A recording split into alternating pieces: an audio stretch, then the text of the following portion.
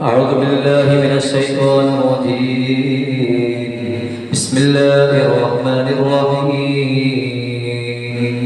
بسم الله العظيم القدرة والشان والشديد والبطش والبرهان حافظ الدين على القرآن. بسم الله ما شاء الله كان وما لم يشأ لم يكن لا حول ولا قوة إلا بالله العلي العظيم. بسم الله ما شاء الله كان وما لم يشأ لم يكن لا حول ولا قوة إلا بالله العلي العظيم. بسم الله ما شاء الله كان وما لم يشأ لم يكن لا حول ولا قوة إلا بالله العلي العظيم. إن أريد إلا الإسلام ما استطعت وما توفيقي إلا بالله عليه توكلت وإليه أنيب. إن أريد إلا الإصلاح ما استطعت وما توفيقي إلا بالله عليه توكلت وإليه أنيب. أعوذ بالله من الشيطان الرجيم. بسم الله الرحمن الرحيم. إذ قال يوسف لأبيه يا أبت إني رأيت 11 كوكبا والشمس والقمر رأيتهم لي ساجدين. صدق الله العلي العظيم. وصدق بالله رسول النبي الكريم وعلى على ذلك من الشاهدين والشاكرين والحمد لله رب العالمين. قالوا صحابة رضي الله عنهم يا سيدنا يا رسول الله من أكرم الناس يا رسول الله. فقال نبينا محمد صلى الله عليه وسلم أكرم الناس أتقاهم. شفيعنا محمد مصطفى صلى الله عليه وسلم. الصلاة والسلام عليك يا رسول الله. الصلاة والسلام عليك يا حبيب الله. الصلاة والسلام عليك يا رسول الله. الصلاة والسلام عليك يا حبيب الله. يا نبي سلام عليكم يا رسول سلام عليك يا حبيب سلام عليكم صلوات الله عليك. الصلاة والسلام عليك يا رسول الله. الصلاة والسلام عليك يا حبيب الله. أنت شمس أنت بدر أنت نور فوق نور. أنت مصباح الصدور. أنت نور على نور. الصلاة والسلام عليك يا رسول الله. الصلاة والسلام عليك يا حبيب الله. أنت كثير وعالي أنت مصباح الصدور. أنت كثير وعالي مرحبا يا رسول الله الصلاة والسلام عليك يا رسول الله الصلاة والسلام عليك يا حبيب الله പാപിനാനെ പാപം മേറെ ചെയ്തവനായ ഹബീബ് പാപമെല്ലാം വിട്ട് തന്ന് ചേർത്തിടണേ യാ റസൂൽ അസ്സലാത്തു വസ്സലാമു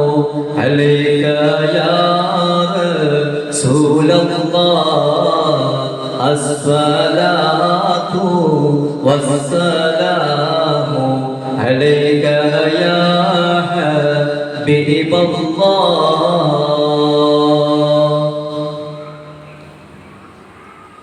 മിസ്രിലെ രാജൻ ഹബീബിനാരംഭ സൗജത്ത് മിന്നിത്തിളങ്ങി വിളങ്ങും യൂസുഫിൻ ഔജത്ത് ഇഷ്കക്കടലിന്റെ മോസപൂട്ടി വിരിഞ്ഞല്ലോ ഇമ്പക്കനി യൂസുഫ് ആശയേറെ പെരുത്തല്ലോ മിസ്രിലെ രാജൻ ഹബീബിനാരംഭ സൗജത്ത് ഇമ്പക്കനി യൂസുഫ് എന്ന പൂവിൻ്റെ പൂമ്പൈത്ത് ഇഷ്കക്കടലിന്റെ മോസപൂട്ടി വിരിഞ്ഞല്ലോ ഇമ്പക്കനി യൂസുഫ് ആശയേറെ ഉദിത്തല്ലോ കബൂലാക്കുമാറാകട്ടെ. ഇങ്ങനെ കേട്ടതും പറഞ്ഞതൊക്കെ നീ നിന്റെ അടുക്കൽ കബൂലേക്കുള്ളവരായി ഏറ്റെടുക്കണേ റഹ്മാനെ. ഇൻഷാ അല്ലാഹ് ഇന്നത്തെ വിഷയം റമദാനും യൂസുഫ് നബി അലൈഹിസ്സലാത്തു വസ്സലാം തമ്മിൽ രണ്ട് ബന്ധമുണ്ട്.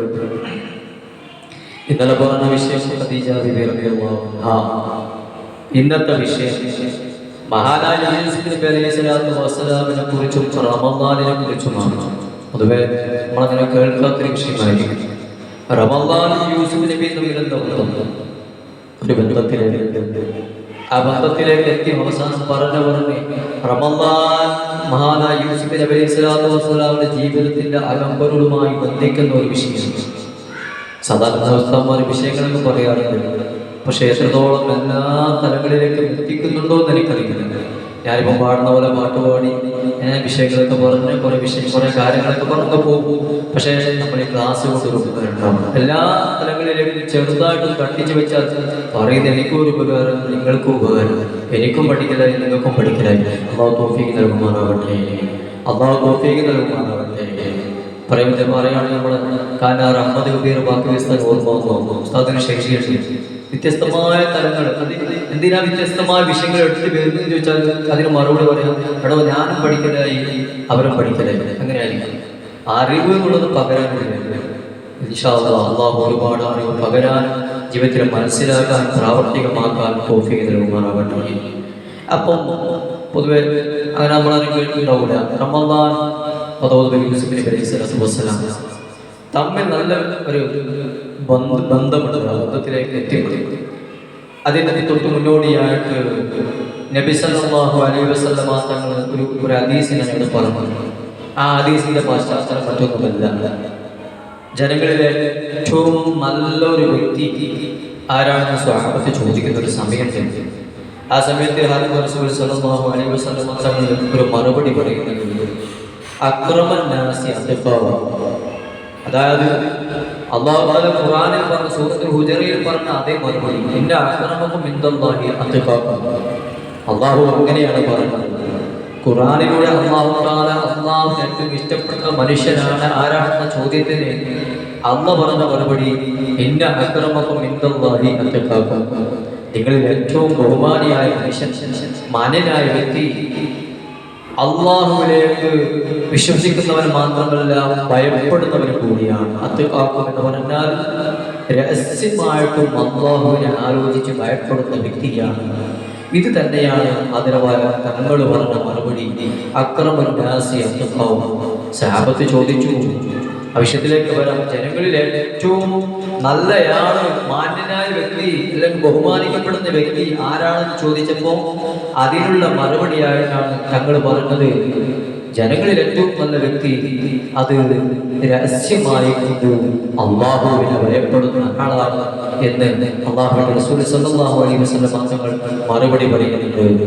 അപ്പൊ സഹാബത്ത് പറഞ്ഞു മാറുന്നത്, ഞങ്ങൾ അതെന്താ ചോദിച്ചത് നബിയേ? ഞങ്ങൾ ചോദിച്ചത് അതല്ല, ആ രീതിയിലല്ല ഞങ്ങൾ ചോദിച്ചത്. അത് ഞങ്ങൾക്കറിയാം, അത് മുഹമ്മദ് ഹബീബ് ഞങ്ങൾ പഠിപ്പിച്ചിട്ടുണ്ട്, അത് ഞങ്ങൾക്കറിയാം. പക്ഷെ ഞങ്ങൾ ചോദിച്ചത് ആ ഒരു ലേബലിലല്ല, ഞങ്ങൾ ചോദിച്ചത് മറ്റൊരർത്ഥത്തിലാണ്. അതിനുള്ള മറുപടിയാണ് വേണ്ടത് യാ ഹബീബല്ലാഹ് എന്ന് സ്വഹാബത്ത് ചോദിക്കുന്നുണ്ട്. അവർ ചോദിച്ചു, യാ റസൂലല്ലാഹ് മൻ അക്റമുൻ നാസി, ജനങ്ങളിൽ ഏറ്റവും ബഹുമാനിയായ മനുഷ്യരാരാണെന്ന് ചോദിച്ചപ്പോ അല്ലാഹുവിന്റെ ഹബീബ് പതിവിൽ സാധാരണയായി ഖുർആനിൽ അല്ലാഹ് പറഞ്ഞ മറുപടി തന്നെ കൊടുത്തു, ഇന്ന അക്രമക്കും ഇൻദല്ലാഹി അത്ഖാക്കും എന്ന ഖുർആന്റെ പതിവിലുള്ള മറുപടി ആരംഭ റസൂൽ സല്ലല്ലാഹു അലൈഹി വസല്ലം തങ്ങൾ കൊടുത്തു. അക്റമുൻ നാസി അത്ഖാം, ജനങ്ങളിൽ ഏറ്റവും നല്ല മാന്യനായ മനുഷ്യൻ അവൻ അല്ലാഹുവിനെ തഖ്വയോടെ സൂക്ഷിക്കുന്നവനാണ്. രഹസ്യത്തിലായാലും പരസ്യത്തിലായാലും റബ്ബിനെ സൂക്ഷിക്കുന്ന ഒരാളാണ് അല്ലാഹുവിന് ഏറ്റവും വലിയ പുണ്യമുള്ളയാള്, ഏറ്റവും ഇഷ്ടമുള്ളയാള് എന്ന് അഭിപ്രായ തങ്ങൾ മറുപടി കൊടുക്കുന്ന സമയത്ത് സഹാബത്ത് പറഞ്ഞു, യാ റസൂലല്ലാഹ് ലൈസ ഹാദാ അൻ നസ്അലുക, ലൈസ ഹാദാ അൻ നസ്അലുക, നമ്മൾ ചോദിച്ചത് അതല്ല നബിയേ. അള്ളാഹുവിന്റെ അടിമകളിൽ ഇബാദുകളിൽ അള്ളാഹുക്ക് ഏറ്റവും ഇഷ്ടമുള്ളയാൾ തഖ്വയുള്ള ആൾ തന്നെയാണ്. പക്ഷേ ഞങ്ങൾ ചോദിച്ചത് ആ അർത്ഥത്തിലല്ല.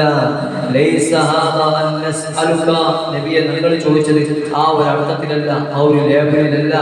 ഞങ്ങൾക്ക് വേണ്ട ഉത്തരം വേറൊന്നാണ്.